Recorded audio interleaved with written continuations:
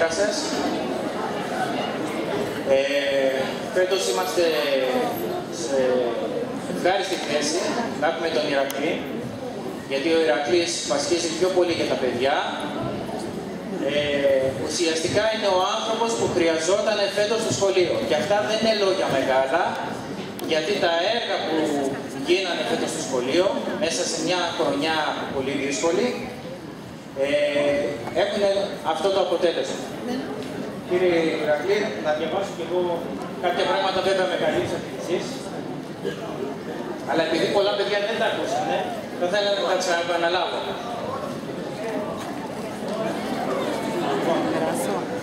Αγαπητοί γονείς, αγαπητά παιδιά, κυρίες και κύριοι, φτάσαμε λοιπόν και φέτος στο τέλος της σχολικής χρονιάς.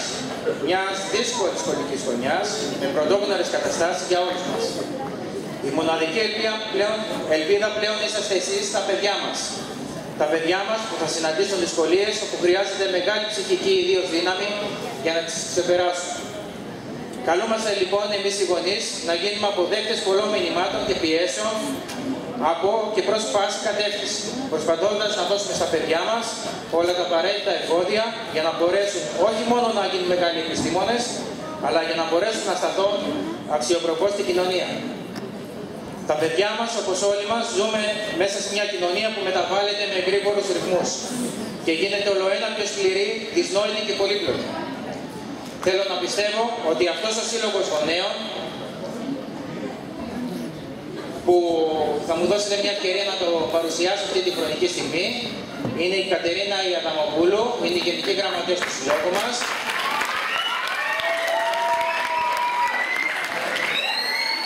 Η κυρία Εύη Πάτρα, που είναι η Αντιπρόεδρος του Συλλόγου μας.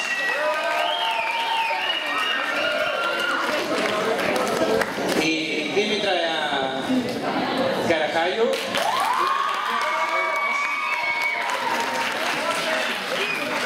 Το δισαγωγοπροφυλάκι του Συλλόγου μας δηλαδή. Η Γεωργία Ικαπούτσου, που είναι έφορος μέλος του Συλλόγου μας. Η Κατερίνα Οικονόμου και η Έλενα Τσέκα. Θέλω να πιστεύω ότι αυτός ο σύλλογος γονέων έκανε ότι ήταν αδωροπαίνος δυνατόν από την μέρα που ανέλαβε, με γνώμονα πάντα τις ηθικές αξίες, το διάλογο, να βοηθήσει να βρεθεί λύση για τα προβλήματα που είχαν. Από την περσινή χρονιά ενεργοποιήσαμε πρώτη για την άμεση ενημέρωση των γονέων, το στιολόγιο του συλλόγου μας και το ηλεκτρονικό ταχυδρομείο, ώστε ανά πάσα στιγμή να μπορούμε να επικοινωνήσουμε. Προσπαθήσαμε να έρθουμε πιο κοντά φέτος, ειδικά με εσάς τους γονείς, τους καθηγητές και τα παιδιά, και σε ένα ποσοστό δεν καταφέραμε. Πιστεύοντας ότι το σχολείο είναι μια μεγάλη οικογένεια. Καταφέραμε με τον νέο μας διευθυντή, τον κύριο Τσόκα, να κρατήσουμε το σχολείο μας ανοιχτό και να μην αφήνεται μία μέρα από κατάληψη. Δώσαμε στα παιδιά μας να καταλάβουν ότι υπάρχει κι άλλος τρόπος διαμαρτυρίας, εκτός από αυτό το βίαιο τρόπο της κατάληψης. Και όλα αυτά με το διάλογο, σωστή συμπεριφορά και αντιμετώπιση. Ανοίξαμε διάπλατα τις πόρτες του σχολείου με προγράμματα διδασκαλίας μπάσκετ, μοντέλο του χορού, με στόχο να αθληθούν, να ψυχαγωγηθούν και να αγαπήσουν τον χώρο του σχολείου τα παιδιά μας. Συμμετείχαμε σαν διοργανώτρια αρχή και σαν απλή ενεργή γονείς στην ένατη λαμπαδιοδρομία θελοντών εμποδοτών, μεταφέροντας τη φλόγα αγάπης και το μήνυμα του ενεργού πολίτη, ενεργού εθελοντού αιμοδότη στο Δήμο μας, σε συνεργασία με το 8ο Δημοτικό Σχολείο Δάφνης, υπό την αιγίδα της ΚΟΣΕΑ, η οποία έγινε χωρίς καμία βοήθεια, και το τονίζω αυτό, χωρίς καμία βοήθεια από την τοπική αυτοδιοίκηση και από τους δημόσιους φορείς, παρά μόνο με τη βοήθεια που προσφέρατε εσείς, που συμμετείχατε, και βέβαια το γυμνασιάρχη που ό,τι του ζητήσαμε μας το παρέχει.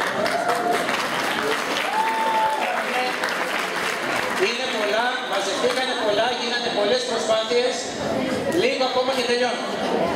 Διοργανώσαμε μεγάλη επιτυχία 2 χωροεσφαιρίδες, έχοντας διακριτικά κοντά τα παιδιά μας, και πήραμε συγχαρητήρια από όλους, γιατί πρώτη φορά ένας σύλλογος γονέων είχε την εποπτεία αυτού του εγχειρήματος, αφήνοντας τα παιδιά να διασκεδάσουν, να ξεφαντώσουν και να ξεφύγουν για μια φορά από την καθημερινότητα.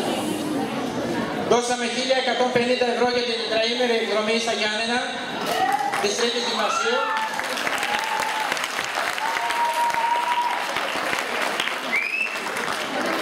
πληρώνοντας έτσι το αρχικό ποσό συμμετοχής του κάθε μαθητή. Αγοράσαμε για τις ανάγκες του σχολείου 2 πολυμηχανήματα εκτυπωτές για την κάλυψη των αναγκών του σχολείου.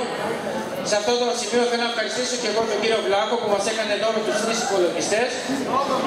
Αγοράσαμε, το είπαμε, αλλά πολλοί δεν το ακούσανε. Αγοράσαμε ένα τραπέζι πυκών και το προσφέραμε στους μαθητές μας για να διευρύνουμε την άθληση. Υποστηρίξαμε την προσπάθεια του Διευθυντή για την τοποθέτηση του πλειοτάπητα. Συνεργαστήκαμε με τους καθηγητές μας και βοηθήσαμε όποτε μας το ζήτησαν.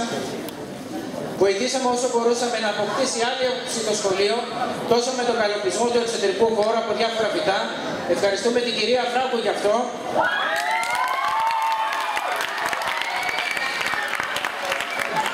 Που είχε την περιβαλλοντική ομάδα, όσο και να υποστηρίξουμε την προσπάθεια του καθηγητή καλλιτεχνικό του κυρίου Γιαμαλάκη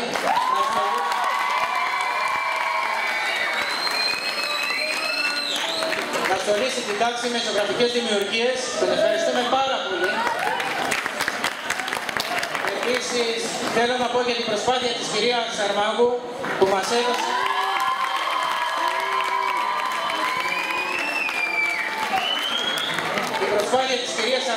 μας έδωσε να καταλάβουμε ότι τα μαθηματικά και το θέατρο μπορούν να συνυπάρχουν.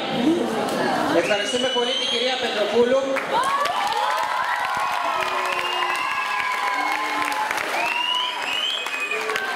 Καθηγήτρια μουσικής που μαζί με τον κύριο Σταυρόπουλο, καθηγητή Αγγλικών,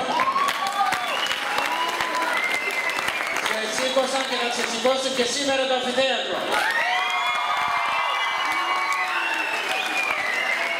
Τέλος και σε όλους τους υπόλοιπους, σας κούρασα κύριε Διευθυντά, τελειώνω. Τέλος και σε όλους τους υπόλοιπους καθηγητές που μέσα στα στενάχωρα οικονομικά πλαίσια μπόρεσαν και έτρεξαν εννέα προγράμματα εκπαιδευτικά, δείχνοντας ότι το σχολείο δεν είναι μόνο το στερεότυπο καθηγητής-μαθητής βιβλίο.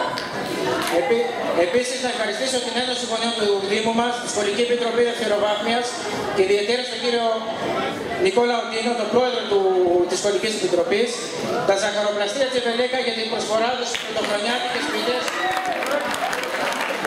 τον Αθλητικό Σύλλογο Αμήτα για την ομάδα που μας βοήθησε στην ένατη λαθροδρομία,